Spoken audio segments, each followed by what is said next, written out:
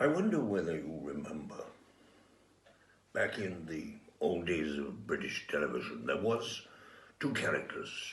One was called Pate and one was called Dud. And Dud used to talk like this. And he'd talk about all sorts of stuff. And he was a very funny geezer, but it was his voice that established him. And whenever we heard of him, we knew people who were like Dud. Not so much Pete. Pete used to speak in that sort of way, and I'm sure we met people like that. But Dud always struck me as somebody that I used to meet in a pub and all that sorts of places. His voice told you everything about him. He wasn't really a very integrated geezer. He wasn't a very happy sort of geezer. He wasn't a very reliable sort of geezer. What he was a voice that made you think, oh, I know that bloke, that's the bloke who stands in the corner in the pub.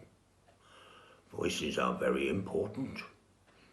As we know, one of the greatest voices of the Second World War, and one of the greatest voices that helped us become a nation after the Second World War and survive the Nazis, was a man called Sir Winston Churchill.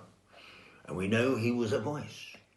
We know he was the voice that saw us through the Second World War. He was there, reliable, unequivocal, talking about the crisis. But he did not let panic and equivocation enter his voice. Why do I say this? Well, I say this because at this very moment, we need a voice. We need to be able to tell people that actually what is needing to be done is being done, or is almost being done, or will be done, and we have to stop the panic. I unfortunately pick up the newspaper and I read panic.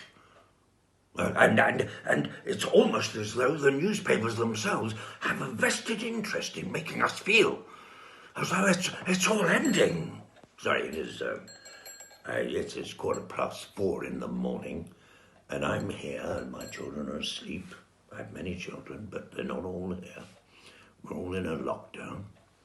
My wife is asleep. And I got up and I thought to myself, do you know what, John Ebbard? You've got to get people to speak firmer, clearer, unequivocally. So you can't have somebody reading the news like this. And this morning, in such and such a hospital, or even though these are terrible times, and we know darn well that what is actually going on could be fearful. It could be frightening. But we have to survive this situation. And the only way we are going to survive this situation is if we remain calm, thoughtful. Our thinking has to go places it's never been before. And we have to think of each other in the community. We have to think of the weak, those that need our nurturing. And we can't have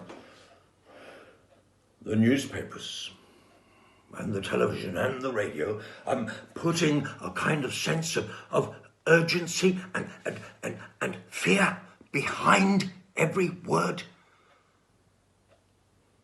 What we need is the voice of Winston Churchill, or someone like that.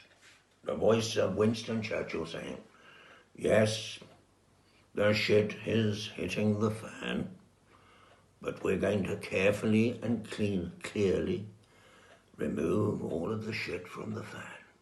And we're going to carry on, and we're going to do everything that we can in the course of the time that we need. Only by bravery.